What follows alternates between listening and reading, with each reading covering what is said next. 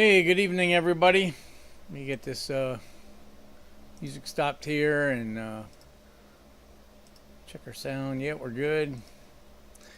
All right, well, it's the week of Thanksgiving, so hope everybody has a great Thanksgiving. A couple days off from work and maybe give you some time to get in the garage and work on that project car. Unfortunately, I'm going out of town, so I'm not going to be able to do that. I'll be up in Massachusetts. Hey, Mike, how you doing? So fly out tomorrow morning. We'll be up there till next Monday. So going to the great white north. Probably won't be white up there, but a lot of cold weather. Hey, Rick, how you doing? Happy Thanksgiving.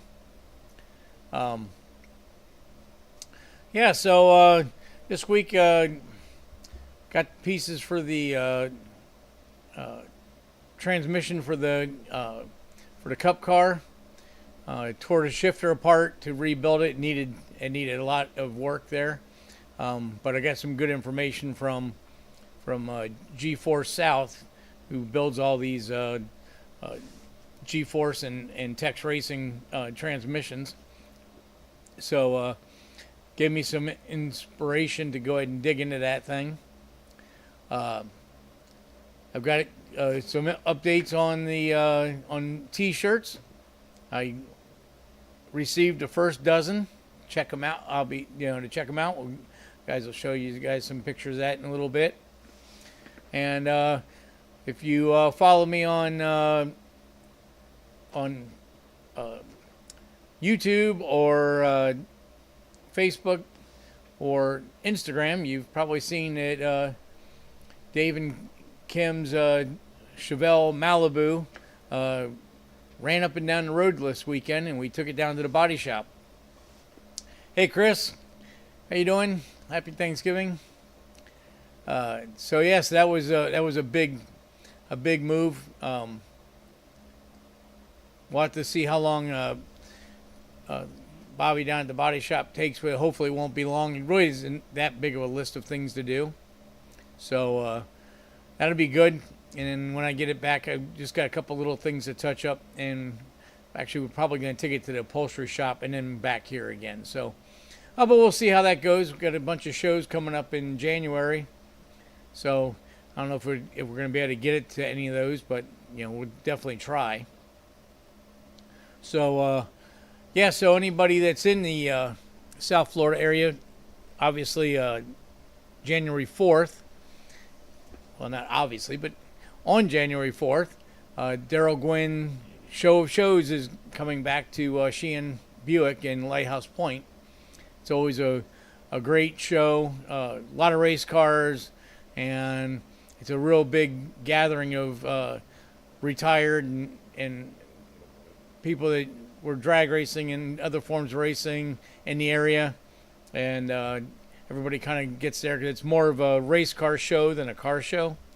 But that'll be January 4th, so we'll have the Cup car down there.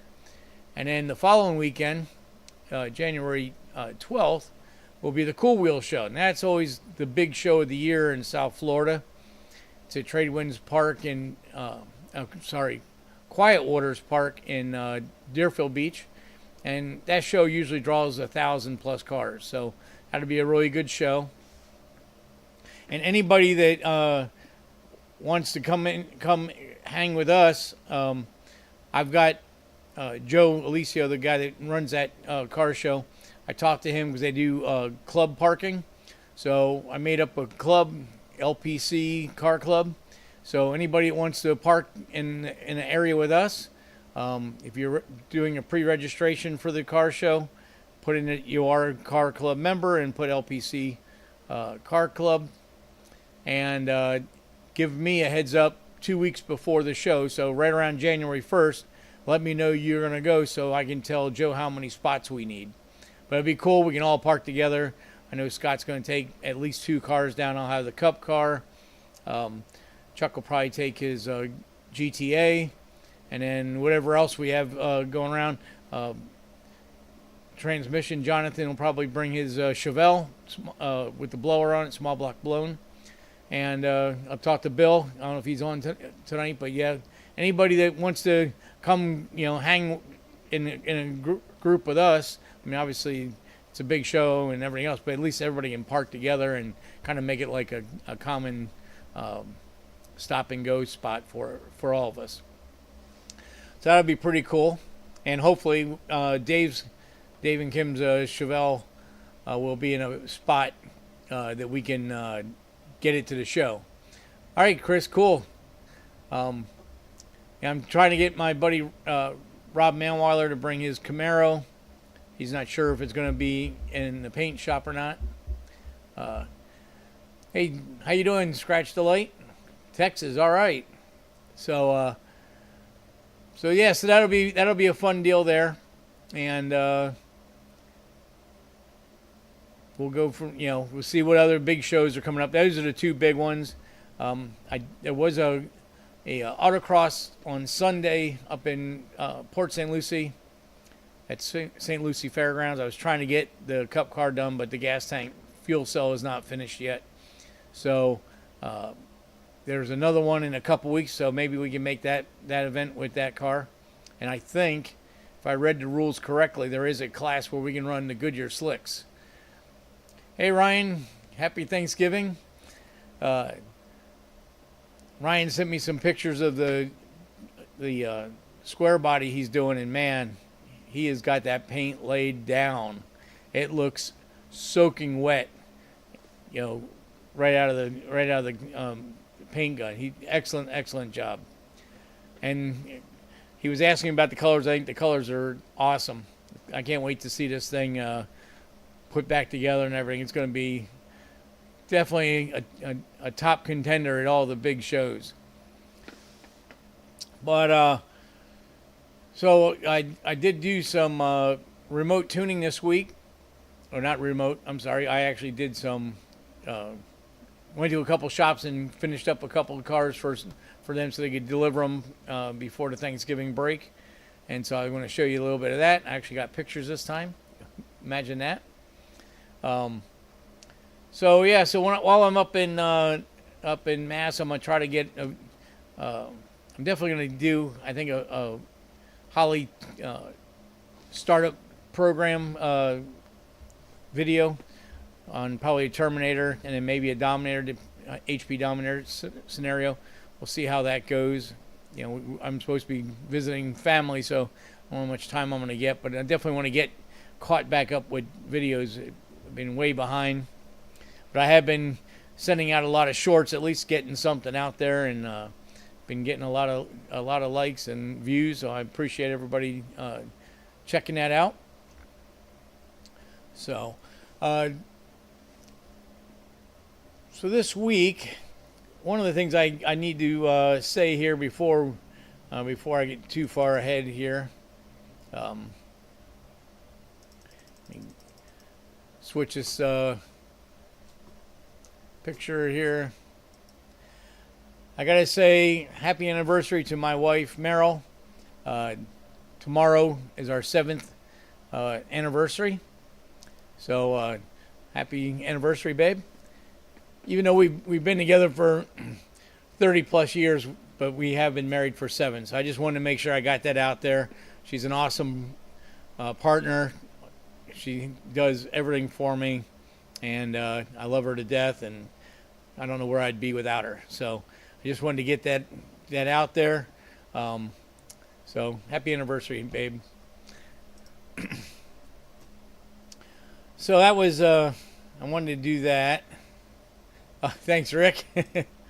So I've been working with this local guy for T-shirts. We talked about this a couple months ago. I looked at some of these print-on-demand places, and the pricing is just out of control. And it was really hard for me, not being a designer, to thanks, Ryan. Not being a designer or anything like that. It was really hard to get the shirt thing going, and I didn't want to sell shirts for an absorbent amount of money, so it just didn't look good. So I've been working with the local guy that we were going to do shirts a while back, and just didn't, timing and stuff didn't work out.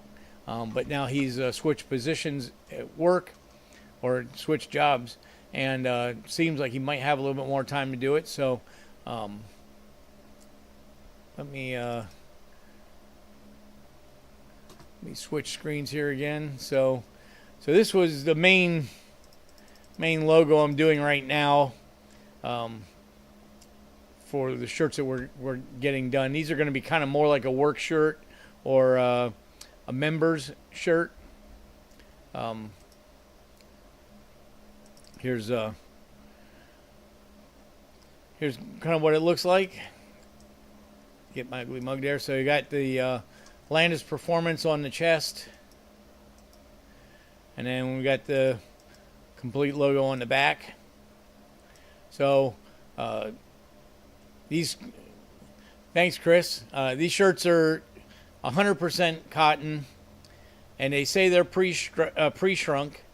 The fabric is really smooth, really soft, and the shirts are real light breathe-wise.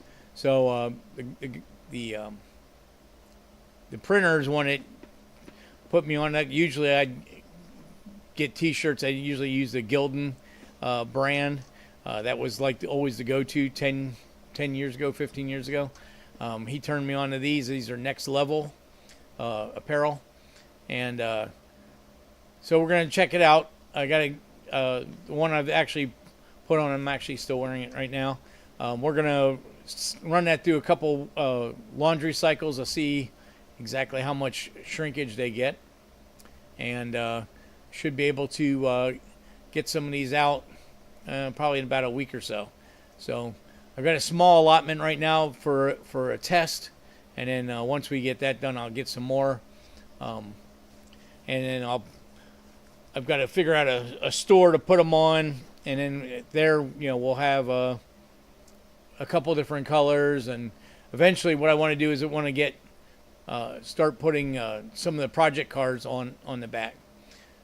So that's kind of where we're heading towards that, but just wanted to give you guys a heads up of where we're going with the merch, and if you guys have any ideas or opinions or anything on what we're doing so far, let me know.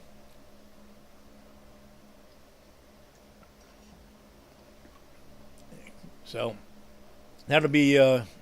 I'm finally getting these off, and I think the pricing will be pretty decent with these.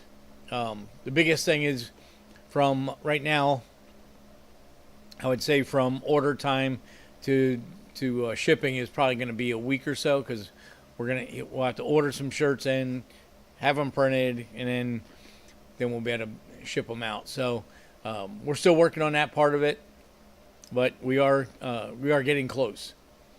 So I did say a couple weeks ago, I don't know if you guys, I know we've had some shows that were kind of messed up, but to my regular Tuesday night crowd, you guys know who you are. If you email me your size, I'll get you a shirt out ASAP, and we'll start kind of working our way through this whole merch deal. So it'll take a little time, but I think we're going to be much better off doing it in-house than doing, using the print as needed companies. They're definitely in it for themselves, and to get a t-shirt with printed front and rear, their cost before shipping was over $20. So it was just way too much money for a t-shirt.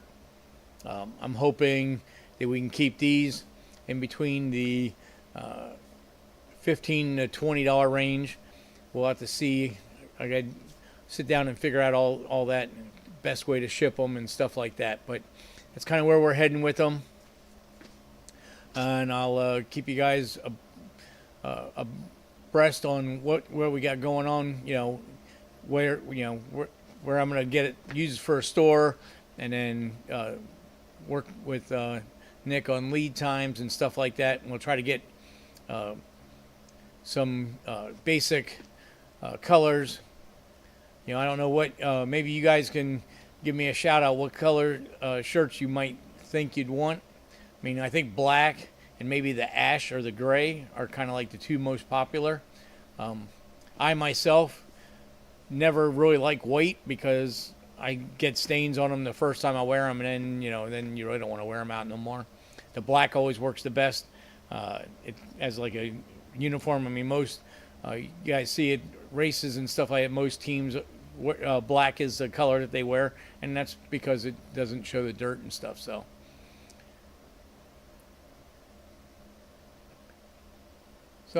Chris says, who does this? Landis Performance.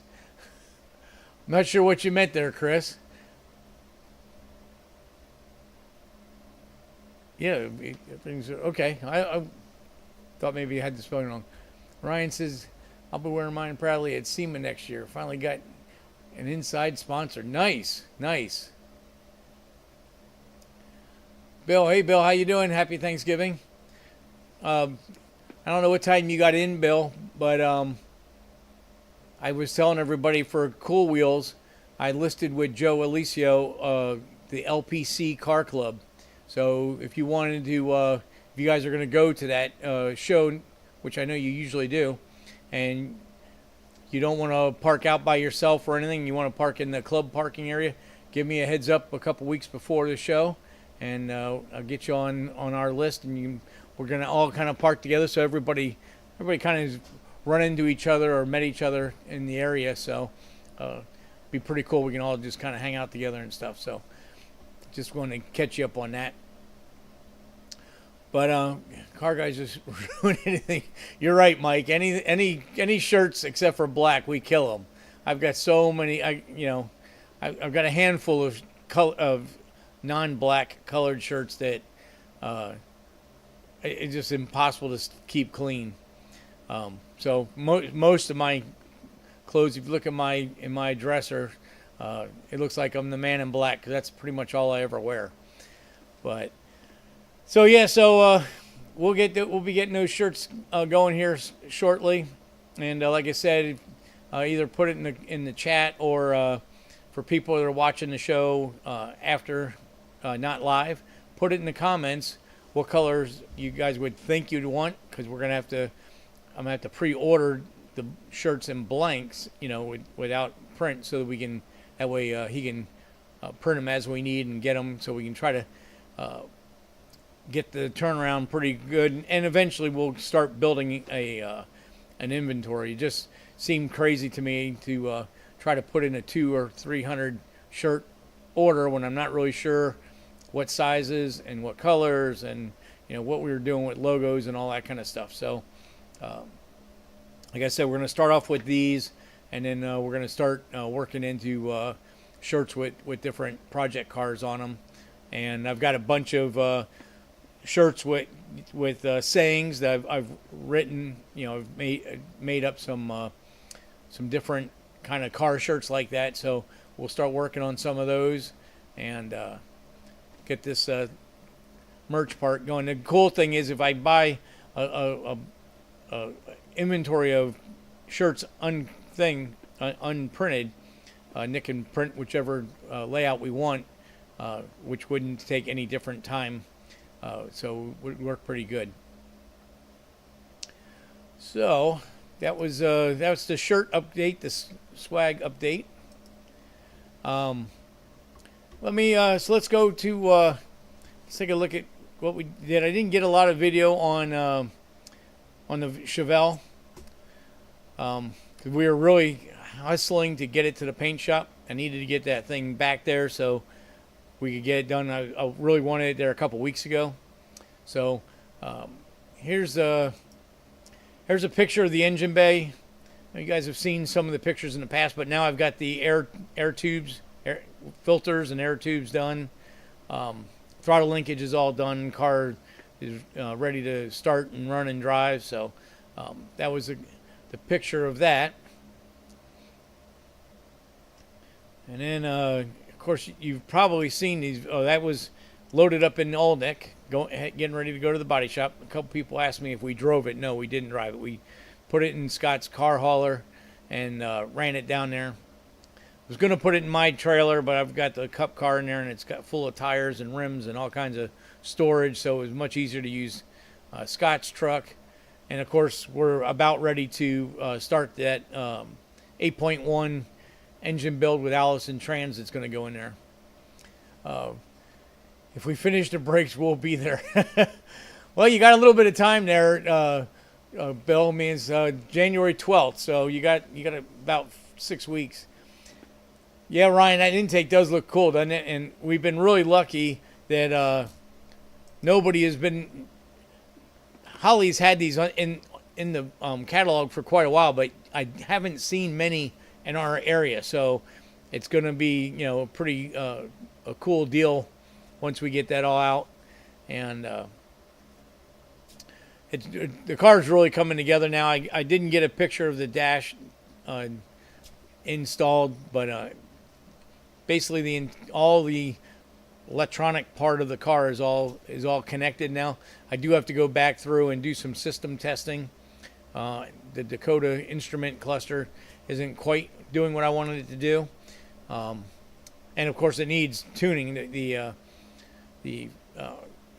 did a base Terminator file and transmission setup, but we didn't drive it but up and down the street, so that still all needs to be taken care of before we actually drive the car. But my normal thing would be, since the body shop didn't finish the car before they sent it to us, it's back there to get finished. They got some they got cut and buffed the paint. They got some alignment issues they got to straighten out.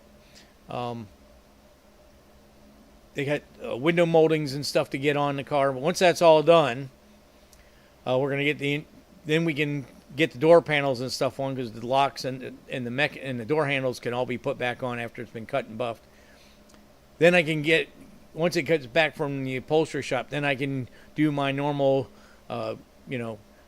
checking all the systems and then getting the 100+ miles of road tuning done, so that by the time that the car is ready to go to Kim and Dave, it's 100% dialed in and they won't have any issues. So that's my normal go-to scenario. So that's basically what we're going to be doing with this too. So here's a video. I think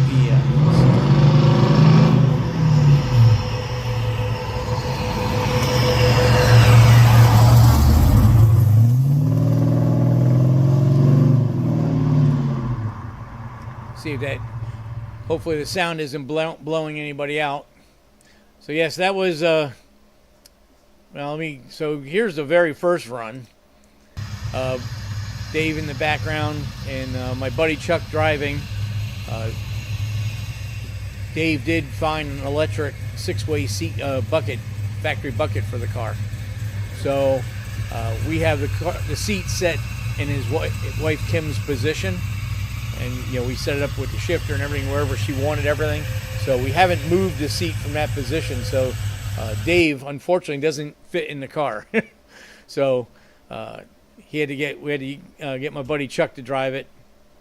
And if you can hear in the video, it's got a pretty loud whistle in the throttle body, and that's because one throttle body has an IAC, the other one had a plug, but I only found one plug in the Holley catalog, and it's not sealing the second throttle body. So I'm going to have to go ahead and put a second IAC control motor in that.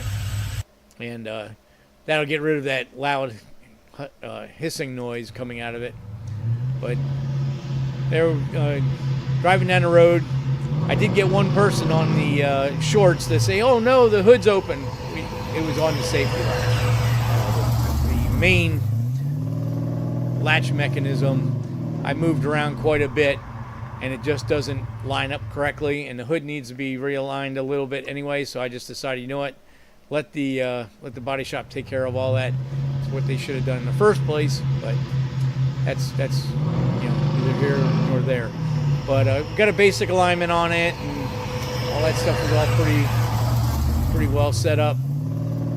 just got some small things to finish up on, but mainly need to get the paint and stuff done on it so we can take care of all that. So that was a big move. That was a big thing to get that car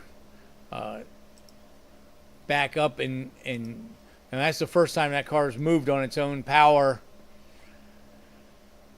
I don't know exactly how long, but probably 20 years. I know that it's been 15 since I brought it back from North Carolina, and it was definitely in not any kind of shape that would have been a running, driving car. So, and we haven't been doing the restoration that entire 15 years. I probably told this story before, but when we first brought the car back from North Carolina, it was in between two buildings that you couldn't even open the doors to get in and out of the car. It was kind of, I don't know how they got it in there. Must have drug it in there with a tractor. But both buildings, the roofs were pitched so that all the rain washed onto the car. So when I got there to bring it back to Florida, the frame was actually sitting in the mud or dirt. Those buildings didn't have rain gutters or anything on them. They're metal buildings, and they were probably 25 by 25 or 30 by 30 buildings, so they had a pretty big roof, and so it really did the car in.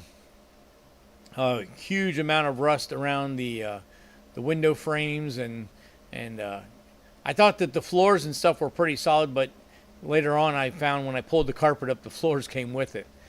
But so it was a couple of years the car sat because we were trying to find a body shop that would do the metal work, and nobody in our area would take on that size of a job. So I'm really, we're good friends with Kim and Dave, so I went ahead and took the metal work on myself. Rick says he sent a note after seeing it on Facebook. Car is awesome, amazing job on that hot rod. Congrats. Thanks, Rick. It's gonna. Kim and Dave are both stoked about it. So I kind of was doing in my spare time. I was working full time at that point, not at the house, and I like doing sheet metal work, but it's not my forte. But my buddy Chuck and I stripped the car. We put it on a rotisserie. We had it blasted, and a sealer epoxy sealer put on it. And we brought it down to my house, and we worked in a tent. Didn't even have a shop back then. And we put floors in it and started doing a lot of the metal work. And at a point, probably about 4 years ago, I finally got my friend Bobby in Boca to go ahead and take on the rest of the job. So he went ahead and put the trunk floors in. I didn't get the trunk floor part done. Roof skin, door skins, all new front sheet metal, top of the cowl at the windshield, all the A pillars and the B pillars, all that stuff was rotted, all had to be rebuilt.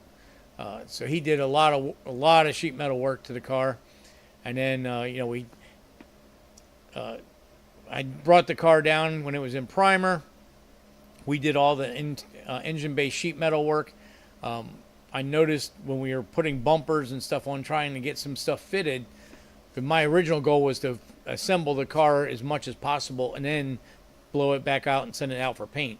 But we ran into a lot of issues with that stuff. So I had to take it to another shop and had a frame machine, and they actually had to pull the frame. The frame was, the front horns were over 2 inches and the right one was down an inch. So they got that all straightened out, which then the sheet metal started fitting a lot better. But once we got all of our fab stuff done, then went back down to Bobby, and he started doing the paint process. Got the car painted, and then framed off. Got to paint the frame black and all that stuff after I had did all my boxing and all that stuff.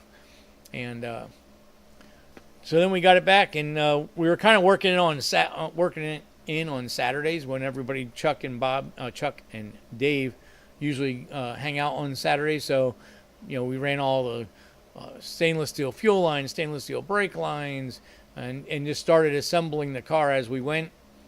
And about 2 months ago, I started getting on a little hotter and heavier to get the thing. We need to get it done. It's been way too long. So anyway, so I'm real happy we were able to get that to the point. It's back at the body shop, and like I said, hopefully he doesn't have a real long list of things to do, so we'll hopefully see that thing back here pretty soon. So the next update I wanted to do was we went over. I showed you guys pictures of the Vettehawk with the new CCW wheels on, but unfortunately, pictures were taken at night. So I figured, you know what? Let's get this thing outside and get some daytime pictures. So here's what I got. So that's I got a couple different angles, kind of front views, so you can kind of see the nice footprint of the 315 tires. There's one of the rear wheels with a decent amount of lip on it. Real happy with the way that stuff came out. And the tire fits nicely under the fender. And you see on that one, both front and rear, you're going to have plenty of clearance and stuff, so that's going to be real nice. Oh, got my hand in the picture. I was trying to block out the glare from the sun. But I think the wheels are perfect for the car. So I just wanted to give you guys a little taste of it in the sunlight. You can see in the background there's another new project, the T-type that we're doing brakes and a Dominator ECU in. And there's we talked about this before, but I didn't show. There's the clearance of the 18 by 11s over top of the spindle and A-arm. So that all worked out killer. The wheels fit in there perfect. So yeah, so I got to do a little notching right in the corner here on the front and back so that we can get lock to lock. But real happy with the way that came out, and got it back in the shop. So that next up for Vettehawk is the fine roll bar tubing at a reasonable price. I still am hunting, trying to find somebody that can, I'm almost tempted to buy a roll bar kit, because I see Competition Engineering has a roll bar kit for like $500, but for me to get brand new tubing, it's going to be $800. So it's crazy. And I know that the hoops and stuff aren't going to fit the way I want them to. So, I probably just got to bite the bullet and spend the extra money and buy brand new tubing so I can do it myself. Then I know everything's going to fit the way I want. But that's the next move up on the Vettehawk. Thanks, Ryan. Yeah, any update is a good one. So I got the piece in for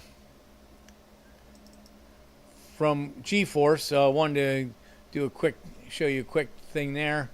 We were talking about these dog rings, and you can see on this is the new piece, how nice and clean it is, and you can see both trailing and leading edges are very sharp and back cut. So that's the way that piece was supposed to look.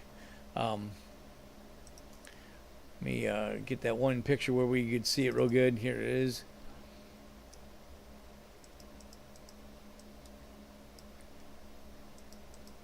So you can see this one is the corners knocked off on the old dog ring. So that piece was definitely damaged and definitely needs to be replaced. So that'll be something I'm going to do next week. So I want to get the this trans in the car and get the fuel cell done so that car's ready to roll. I did take it to a car show last week, last Saturday night. The wife went with me. Like in the 60-degree weather, we actually had to bundle up in sweat jackets and stuff, but had a good time. It wasn't a big turnout, probably because of the weather, but the car gets a lot of attention, and I keep inching that much closer to having the car ready to get thrashed on a road course yet. So we're keep inching our way through. This transmission will be a big hurdle, and the other thing that I was talking with the guys at G-Force was I telling them about the transmission and what I saw with the shifter, and he's like, yeah, people do that stuff, but you probably should just go ahead and put it back to stock. So there's the shifter. You probably can't tell too good right here, but this arm and this arm have been modified. Somebody's welded on extensions to I don't know, lengthen the rod. So here you can see here where here's the original one, stops there, and then it's got this piece that goes all the way down here. There's the reverser. It stops down here, and then they put a farther extension on it. The linkage didn't look right, and you can see the reverser is bent, and they didn't have the cover that's supposed to go over here to keep crap out of the shims and stuff. It's not there. So started disassembling it. So one of the things you can tell when you see this coil spring, which is normally right here, that this is for a dog box transmission. So what it does is third, fourth is where the shifter always is in its free position. You have to pull it over for first and second and pull it over twice to get it in the reverse, because they want, third and fourth are going to be your two most important gears. So they want that to be the gears that are lined up the easiest. So this is a little design change from a standard Hurst shifter. So they're blowing it apart, got the main mechanism out, and here's all the shim plates, which you can see this shim plate is broken, it's missing. This is a spring plate, and it's almost flat. And then there's the arms. This is the 3/4 arm, which you can see is in pretty good shape. And you can tell that this was a dog box shifter also by the fact that here's a normal shift mount with where a bushing would go, and this transmission is made for Heim joint, so the opening or the hole on the shift rod is 3/8 to line up with the Heim joint. So this was the correct shifter for that Tex Racing shifter, but I just have to defunk it from all this changes that people have made over the years. It's another angle of the disassembly. And there's the two pieces up close, and they're actually shift linkage pieces that they added back on, so it's kind of crazy, but I cut them off. There's a close-up of all the welds. There's the plates. You can kind of see there's a lot of wear. So I've got a Hurst rebuild kit coming. It'll probably be here Friday or Monday. So I'll get this rebuilt. Here's the reverser arm. And it's kind of hard at that angle, but it is bent pretty good. I put a straight edge on it. Now you can definitely see to this point it was good, and then down here it got crazy. So I went ahead and straightened that out, got that all lined up again in square, perpendicular to the top piece. And then here I've got the these two brackets cut off, and now you can see that all three of these have the 3/8 hole. So all this was correct for a racing shifter for this package. So that's kind of where we're at with the Cup car. Get the shifter and the transmission cleaned up probably on Monday when I get back in town, and we can then go forward and get that in the car and just keep plucking away at this thing, getting this thing road race ready. So the other thing I got done this week give you guys a shop update. And here's where we're kind of going to do the tech section. Is I had two shops call me. They've been kind of on me for a little while. They need to get these cars tuned, and I've been pretty backed up in the shop, so I haven't been able to really make much progress on them. But I finally found some time on Friday, and I said, I gotta go pick up on Monday I gotta go pick up the T-shirts anyway. So let me go ahead and I'll run around and get some tuning done. So I went down to Boca to a friend's shop, and they had this Mustang, and supposedly this car, which came from Texas, was supposedly built on a TV show. I don't know which one it was, but 347 with a Pro Charger, a lot of custom stuff on the inside, and custom dash and stuff, all your normal stuff. There's the engine bay. Kind of outdated now in nowadays conditions. Now you'd really want to see a Coyote in a car like that, but you can see they did some kind of subframe on it, got rid of the big spring perches and all that. So a lot of little nice things done to it, but it was running very bad, and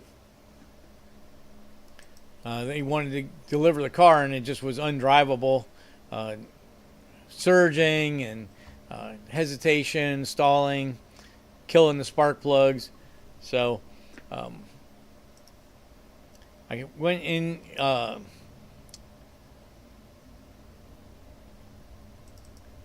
went down there and uploaded the file from the vehicle. Let's see, it should be right here somewhere. Oh, there it is.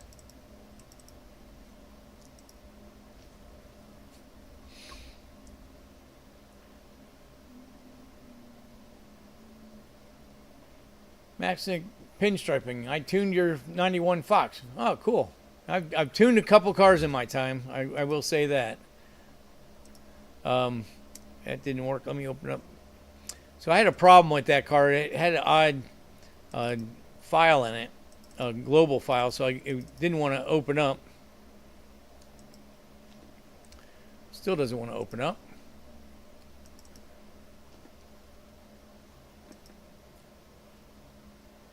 So let's see here. 347 stroker C4, small shot of nitrous. Okay. Was on Pinksel out in Moroso. Oh, cool. It probably was a minute ago, because I don't remember that car specifically, but I've done quite a few cars in my time. So, all right. So that opened up there. Let me see if I can get this other file to open up.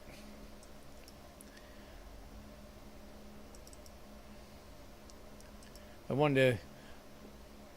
This is kind of things that people do. Trying to load is a newer version of 5 for the software supports. Okay, so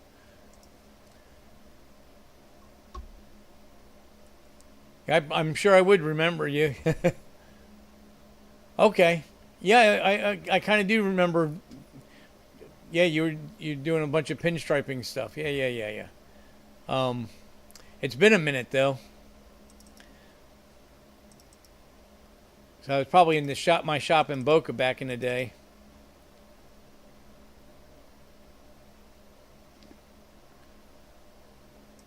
All right, well, that's not working out very good here.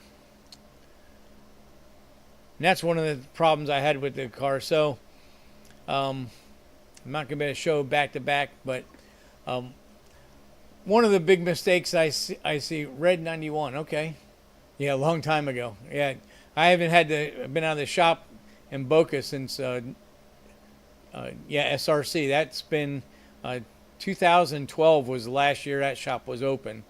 1989 to 2012 was the span of that shop. But so, showing up a little stuff on the Holley stuff. One of the things that people seem to miss a lot is the the importance of getting the right injectors. So what I wanted to show, but I can't open the old file, I ended up having to update the firmware on that ECU because I was having huge problems getting it to work. But they actually had a fuel injection clinic, 525 injectors in the car, but the software had Siemens 60-pound injectors in there. Now the injectors are fairly close in size, and a lot of people feel that you can just get away with that. But the problem is this offset table. This is your injector off time by voltage.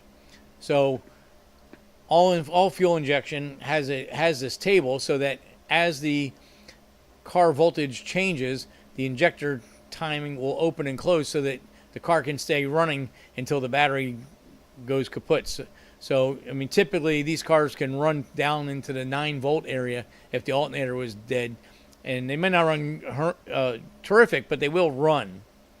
So let me see if I can open this up in another file here.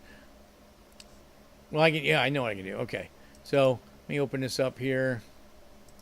I'll just open the same file and then switch it. So one of the things I noticed when I went to tune this car, like I said, it had and it listed as Siemens. Where are they? Siemens 60 pounds. So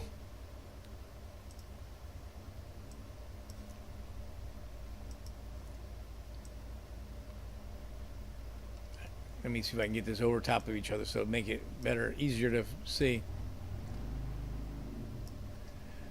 There you go. So it's kind of small, but you can see that there is a huge voltage difference between these tables. So at 14 volts, 14.4, which was where your normal alternator would be charging, the FICs have an injector off time of 0.83 seconds, whereas the Siemens are 0.56.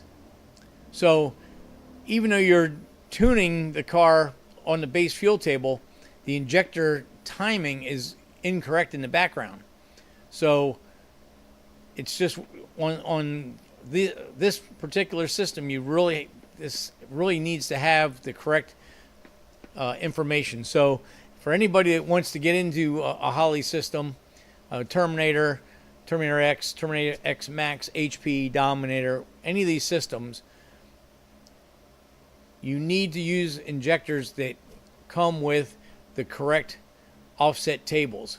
So like FIC is one of the companies that will supply that data with their injectors, even if their injector isn't on the list. But you can see, if I pull down the drop down, that Holley has quite a few. Here's all their Terminator X injectors, all their Holley injectors.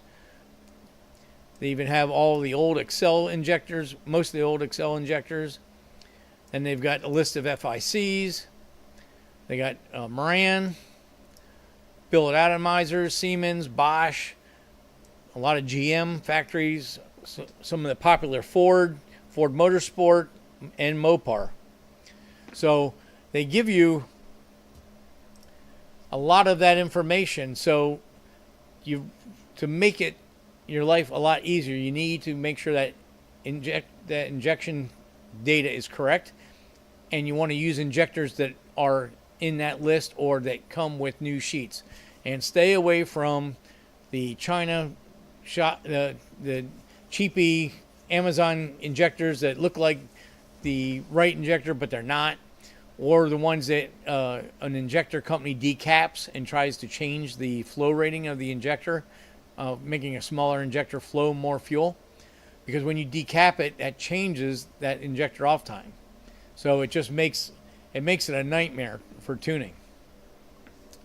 But I saw that right away. It had the wrong information. So luckily it did have FICs in it, and they did have the drop down, so we were able to get that information. And I went to their website and verified that the information was the same on the website, and it was. And then the car tuned in relatively quickly, and everything was good. We'd road tested it, and the car pulled great, and everything went well. So it didn't take me long to get that thing squared away. And then I was off to the other side of Palm Beach County, Riviera Beach, to do the second job. This one I've been up to this shop for this car a couple of times. So the shop that this car is at did not build this car, but the customer is a good customer of theirs, and he had other people do the car, and he couldn't get it straightened out, so he took it to these guys, and they decided they would try to help him out with it, and I think they've been pulling their hair out with it. So 67 Firebird, it's got a real nice chassis underneath it. I don't know exactly all the details of it, but it does have a Pontiac built supercharged motor in it. Supposedly, the story I got, $65,000. I did see Kaufman heads, and it does have an aftermarket block, big Pro Charger. I think it's got an F1A on it.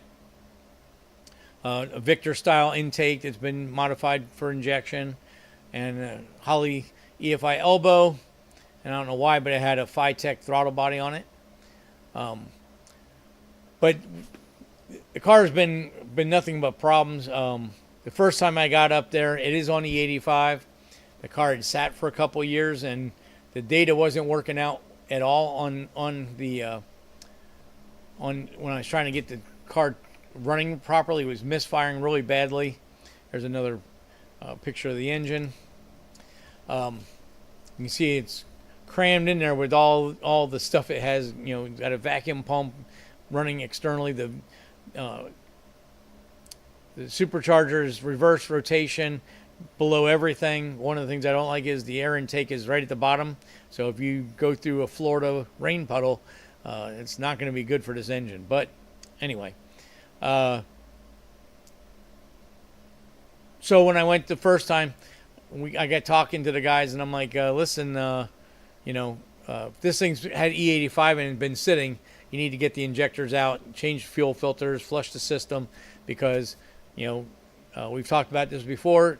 E85 is hydroscopic, so anytime it sits and it has a vent to the gas tank to atmosphere, that is a place for moisture to get into the fuel system. Chris and I were talking about this last week. If you're going to run E85 on your car and it's not going to be driven daily, you're not going to rotate the fuel a lot, you need to put a ball valve or some way of capping the vent on your fuel tank when the car is not being used, so that no moisture can get into the tank. Because what will happen is it turns into water, and water and alcohol mix. They don't separate like gasoline and water. So now you've got water going through your fuel system. Anything that's metal is going to start rusting, and then you start getting debris, and it just becomes a big mess. So first time I went up there, I said, get the injectors clean, get the fuel system clean, call me back. And they did. They sent the injectors back. They had 2 stuck shut. They had 3 leaking, and the rest of them had crap in them, and they had bad spray patterns. So they cleaned the injectors, got the spray patterns right, and called me back, and I went back up a second time, and then I found 2 cylinders that were dead. So we pulled the spark plugs out. They were loaded up really bad. They cleaned the shop cleaned the spark plugs and the glass bead cabinet. Not my favorite way of doing it. The other thing was it had iridiums in it, and I don't like iridium plugs. I don't think they should be in a boosted application. But nevertheless, they cleaned them, put the plugs back in. Still had 4 and 8 were dead. We swapped injectors. Still was 4 and 8, so it wasn't a fuel issue. At that point, we did put a Noid light on the wires, and we had spark at the wire. So, at that point, I had to say, maybe it needs a leak down or a compression test. So I left, and they went ahead and performed those. They said that all of that was good. I didn't get any numbers off of them, but they said that all worked out. And said I told them NGK part number plug to get. They put those in the car, and they said the mist went away. So I was really shocked that We took all 8 plugs out, didn't mark where they came from, cleaned them, stuck them back in the car, and the same 2 cylinders were dead. So I had a little bit of cynicism that it was actually going to be fixed, but I got there and the car was running on 8 cylinders, so I went ahead and got into the tuning. And let me pull that up. I think that was on, I had V5 on that one.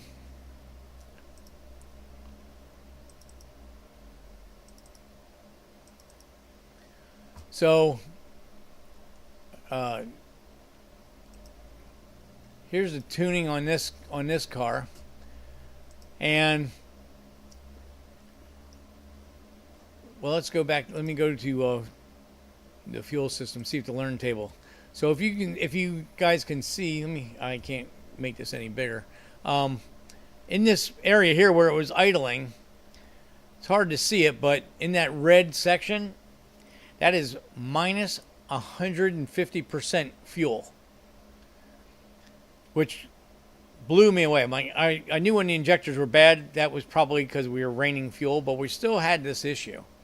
And in the base fuel table, let me see. See if I can get rid of the color.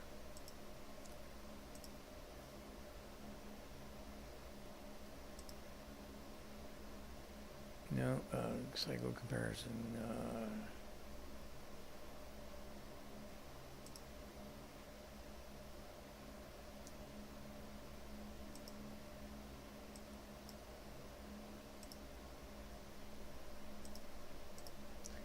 Sorry, I should have had this taken care of before.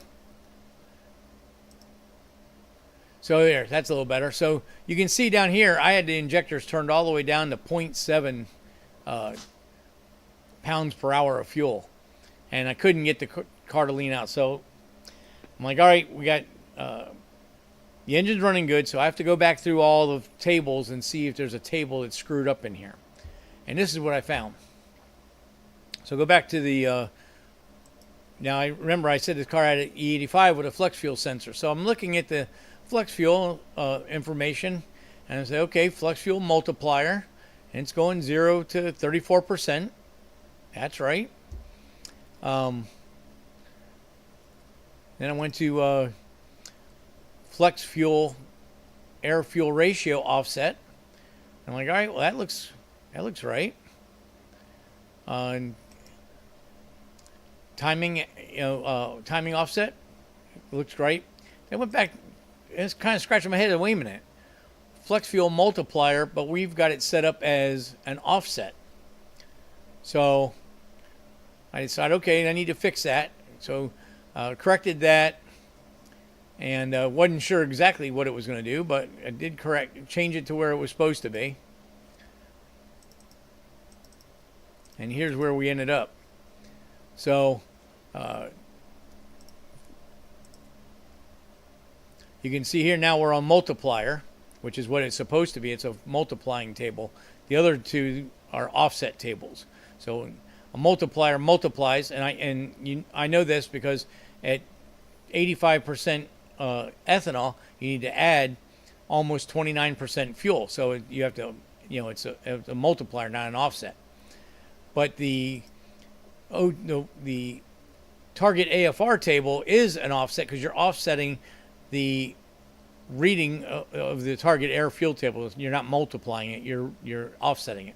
And same thing with timing. You want to offset, so you're taking, if the motor is running at watt 30 degrees, when you got 100% ethanol, you're adding 2 more degrees to the entire table. This is just a quick and easy setup we do with the Holley system for E85. So once I did that, obviously the car immediately started idling smooth. You can see in my idling table now I'm putting in 6, 7, 8 pounds per hour of fuel, which is normally what a car needs to idle. And I didn't get one with the learn on it, but the learn was less than 3% when I was all done with it. So the takeaway here is when you start seeing really obscure readings in your data log, or on your live channels when you have your gauges up or whatever you're looking at, whenever things aren't making sense, you need to stop and go through all your calibrations and make sure that they're all set right.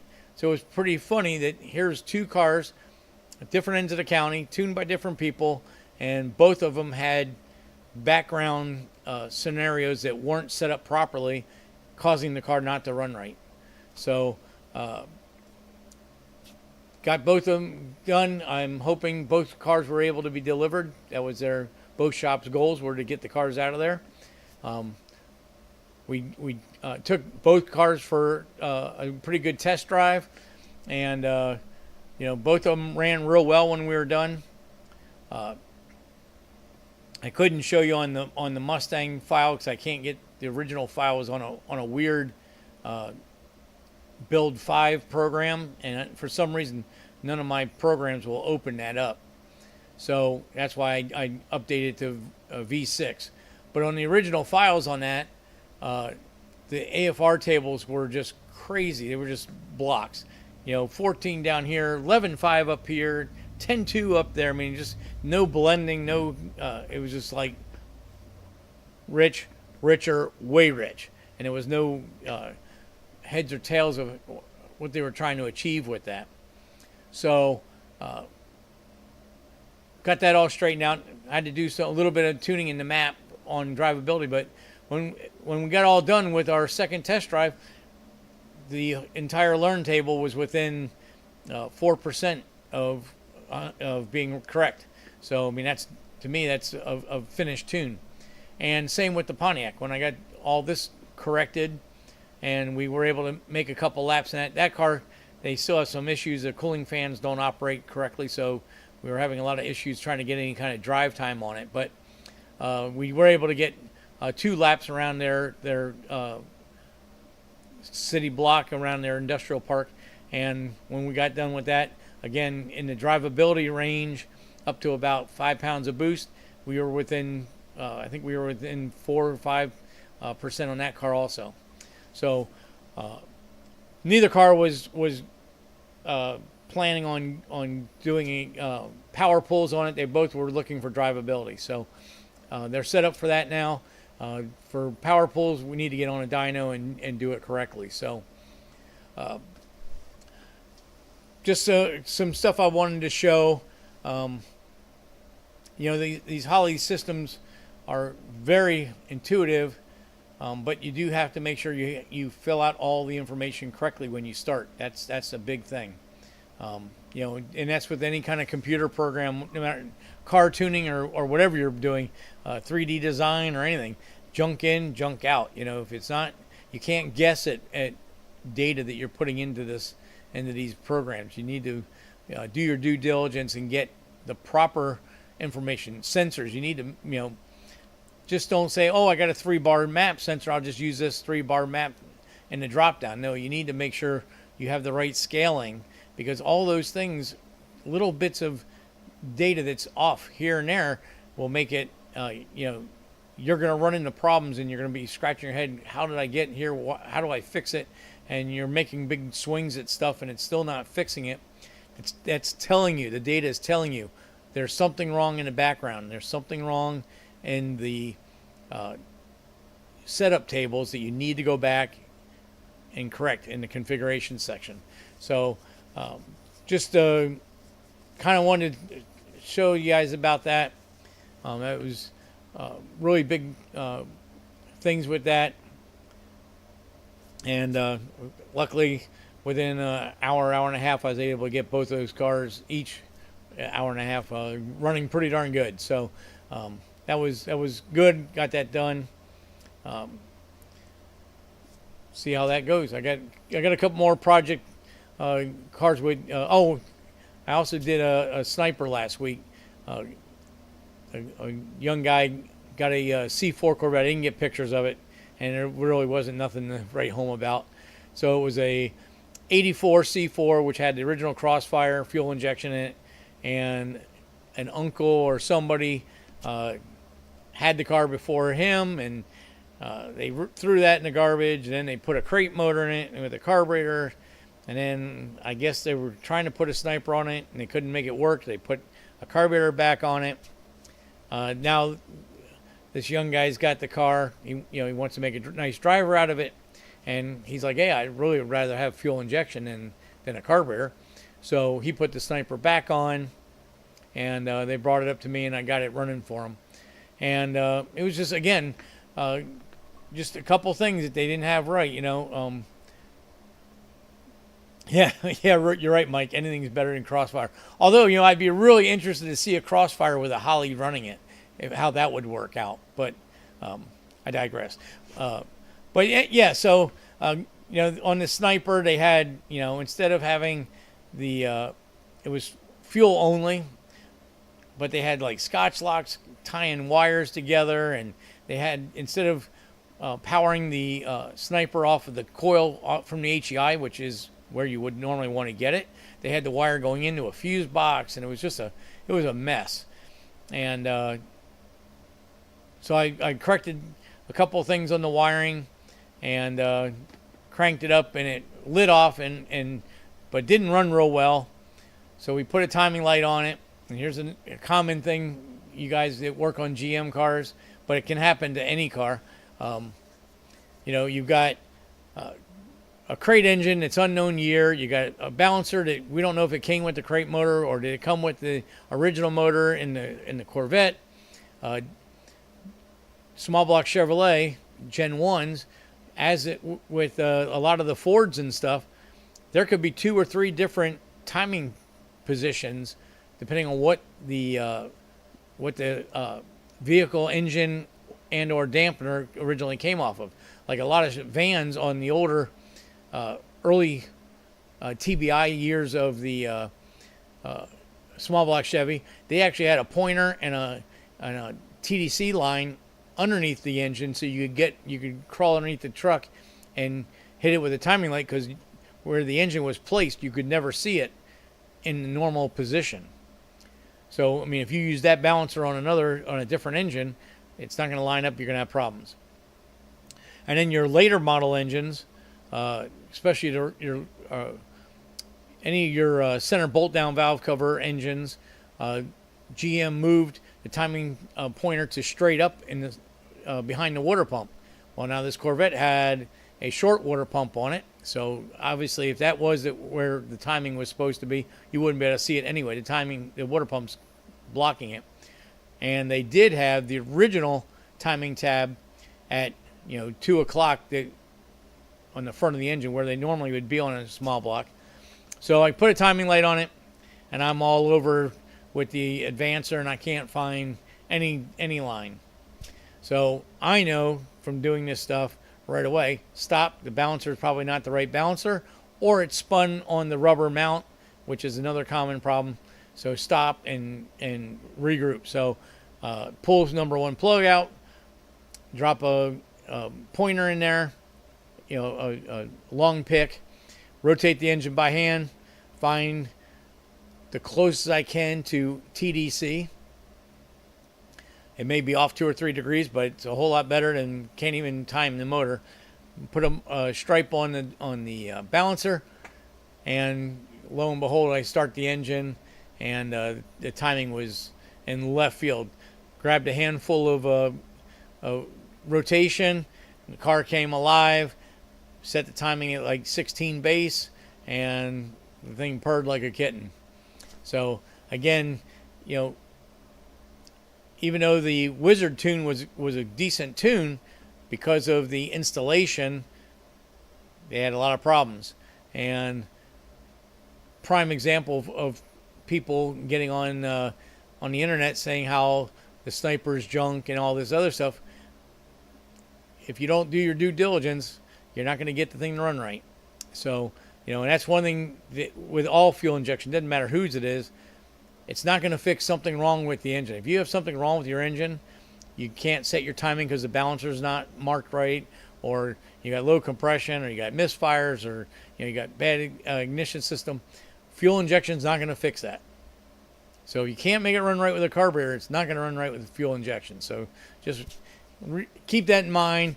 And when your friends tell you, oh, this fuel injection system sucks or that fuel injection system sucks, you're better off with a carburetor, more than likely it's bad installation, and or there's problems with the engine or the rest of the package, not the fuel injection. So just keep that stuff in mind.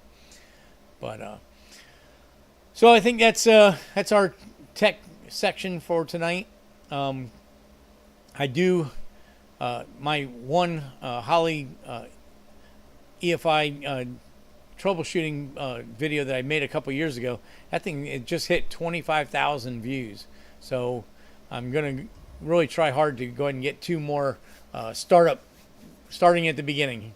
Here's your Terminator, take it out of the box, get your engine information. Here's how you make a startup file, not relying on the wizard. Same thing with the HP and Dominator. I'll make one for that too. So I'm hoping to get those done this week. I'm hoping not to take too long, but we'll see how that goes.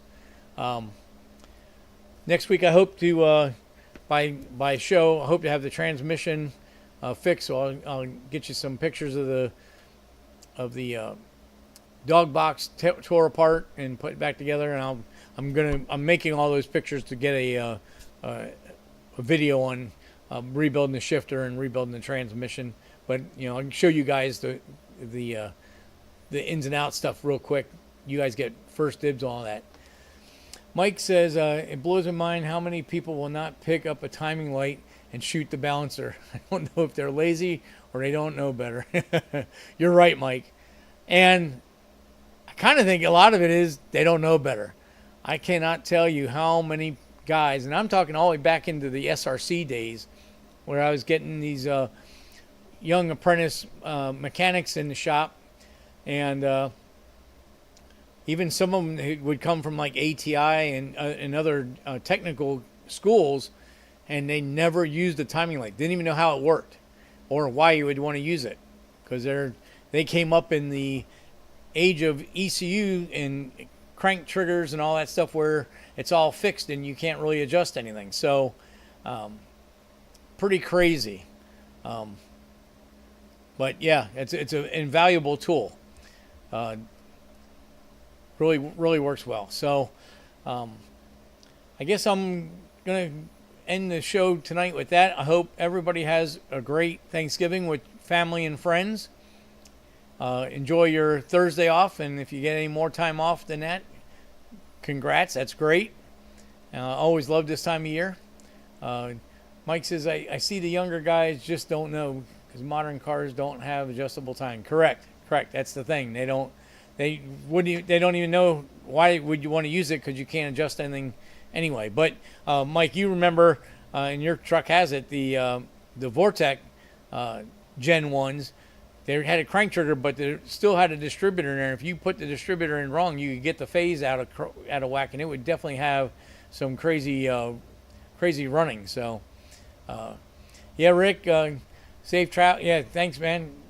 We should have I think we have a direct flight to Boston tomorrow, so that's usually a pretty easy flight. On the way home, we do have a layover. That's going to be a little bit crazier, but hopefully the travel days will be pretty good.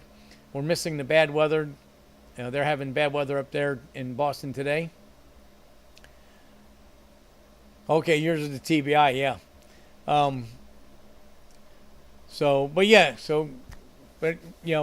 Really wanting just happy Thanksgiving to everybody, and we'll get together next Tuesday. I'll get some tech stuff on that transmission, and we'll move on from there. So hope everybody has a great week, and we'll see you all next week.